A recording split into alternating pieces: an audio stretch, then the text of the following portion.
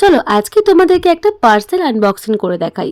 নাইকা থেকে কয়েকটা cosmetics order দিয়েছিলাম, যেটা কালকেই ডেলিভারি দিয়ে গেছে। যখন কোনো পার্সেল আসে, পার্সেলের ভেতরে কি আছে, কি কি প্রোডাক্ট আছে, প্রোডাক্টগুলো কেমন, সেটা দেখার জন্য যেন উতলা হয়ে থাকি। পার্সেলটা যখন ডেলিভারি দিয়ে যায় তখন আমি বাড়িতে ছিলাম না। বাড়িতে আসা মাত্রই সঙ্গে সঙ্গে বসে পড়ি পার্সেলটা ওপেনিং করতে। পার্সেল ওপেন করার কি যে মজা, সেটা একমাত্র মেয়েরাই বোঝে।